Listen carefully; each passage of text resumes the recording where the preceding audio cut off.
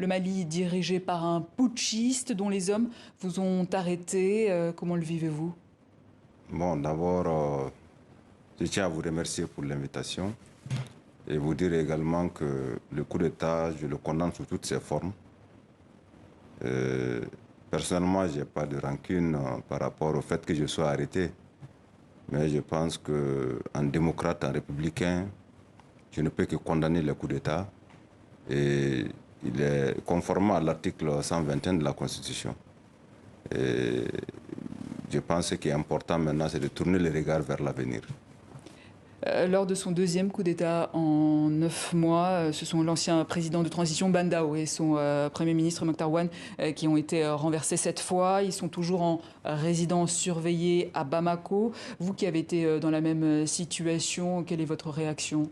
Je comprends la situation et je pense qu'il est extrêmement important pour les auteurs du coup d'État et les responsables de la transition et d'essayer de normaliser la situation et d'œuvrer de telle sorte que les choses se passent dans la légalité. Parce que l'avocat qu'ils ont pris n'a pas la possibilité de les rencontrer, par exemple. C'est ce qu'il a dit. Et naturellement, et je pense qu'il est extrêmement important aujourd'hui, en regardant l'arsenal juridique, on constate quelque part qu'il n'y a aucune disposition qui permet vraiment, en tout cas, la détention de ces responsables, Bandaou et son Premier ministre Mokhtar Ouane. Donc je pense qu'il est urgent, vraiment, pour la transition, de rentrer dans un cadre purement légal pour pouvoir, en tout cas, permettre à Bandaou et son Premier ministre de recouvrer la liberté. Assimi Goïta, qui était victime la semaine dernière d'une tentative d'assassinat, et le suspect meurt en détention. Qu'est-ce que ça vous évoque? D'abord, comme les autres coups d'État, je condamne également la tentative d'assassinat. Et j'invite en tout cas la justice malienne à œuvrer pour pouvoir situer les responsabilités et situer les motivations en tout cas qui ont poussé à cet acte. Et également les conditions qui ont amené aujourd'hui au décès du jeune. D'abord, je tiens à présenter mes condoléances à la famille du prévenu et dire également que la justice doit de nouveau pencher sur cette question pour situer vraiment, pour élucider les causes du décès. Et c'est dans ce contexte que vous avez lancé le mouvement d'action patriotique Anne Kaben. Quel est l'objectif de ce mouvement? Bon, Anga Ben, d'abord, je suis convaincu qu'aujourd'hui, les partis ne suffisent pas pour pouvoir fédérer l'ensemble du peuple malien. Et d'abord, Anga Ben n'est pas un nouveau mouvement, c'est un mouvement qui a été créé depuis 2016. Mais il s'agit aujourd'hui de restructurer ce mouvement en vue de permettre aux Maliens de se fédérer.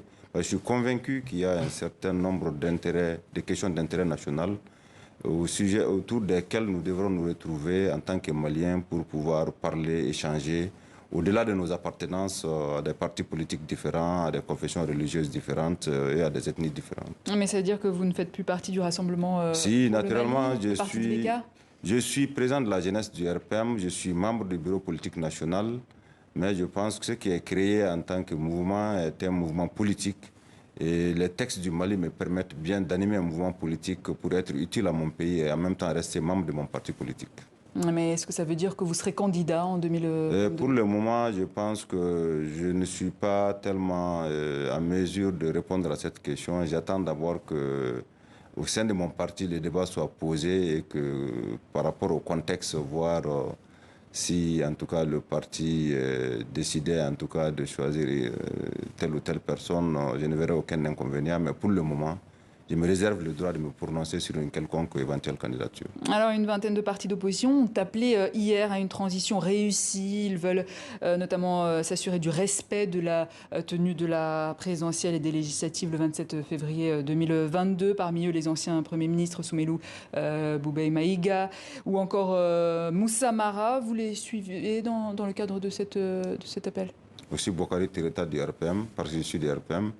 Mais c'est pour quand même dire que c'est conforme à l'article 18 de la charte et qui a fixé le délai vraiment de la transition à 18 mois. Donc aujourd'hui, je pense qu'en suivant cette déclaration, tout est conforme pratiquement à ce qui est recherché en termes de solutions, parce qu'il s'agit réellement de pouvoir respecter le délai de la transition, les 18 mois.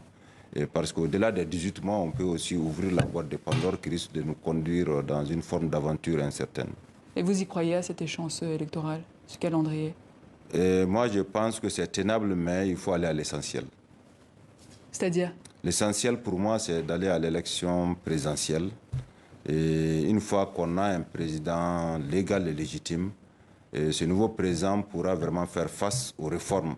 Tout ce qui est réforme constitutionnelle, tout ce qui est réforme au niveau politique, les réformes au niveau électoral, les réformes administratives, et aussi pouvoir organiser les élections législatives, municipales et référendaires. Sur le plan sécuritaire, c'est toujours l'instabilité la plus totale au Mali. Les violences, les enlèvements perdurent. Au cours des 6 premiers mois de 2021, la MINUSMA a recensé au moins 328 enlèvements, soit 4 fois plus qu'en 2019. Que faire pour lutter contre le terrorisme? Est-ce que vous prôneriez le dialogue avec les différents groupes armés? Bon, moi je pense que par rapport au terrorisme, d'abord on a besoin de l'union sacrée. Il faut que d'abord au niveau du peuple malien qu'on puisse se donner la main. Et ensuite, par rapport au dialogue, je pense que le dialogue national inclusif avait déjà élaboré en tout cas un certain nombre de documents et dans ces résolutions, naturellement, il y a quand même une question de dialogue. Je ne saurais me déroger à cette conclusion. La France qui commencera à fermer des bases militaires au Mali au second semestre 2021. Est-ce que c'est une bonne ou mauvaise nouvelle pour le Mali? Bon, c'est regrettable. Je pense qu'il est important que les autorités des deux pays reprennent langue et puissent discuter parce que la présence française au Mali, à mon avis, est extrêmement importante. Et d'abord, elle est dissuasive et en dehors de ça, je pense que le Mali est un pays extrêmement vaste, donc on aura vraiment besoin du soutien de la France. Mais certainement au niveau des relations, sinon de la coopération politique et économique, peut-être qu'il y a lieu de revoir les relations entre nos deux pays parce qu'il ne faut pas aussi que du fait qu'il y ait quand même une divergence de points de vue au niveau, en tout cas des hommes politiques, que ça remette en cause des relations séculaires que nos deux peuples, en tout cas, ont su entretenir. Et peut-être élargir la mobilisation à l'international? Naturellement, on a besoin de tout le monde parce que le Mali n'est pas un précaré. Il faut quand même élargir ça à tous les pays. Et je pense qu'il est utile aujourd'hui de voir, quel que soit le type de coopération, que ça passe d'abord par l'intérêt du peuple malien. C'est ça le plus important. Moussa Timbene, merci. Je rappelle que vous êtes ancien président de l'Assemblée nationale malienne. Vous êtes également président de l'Union des jeunes du Rassemblement pour le Mali, le parti d'Ibeka. Et vous avez lancé en 2016 le mouvement d'action patriotique Ankaben.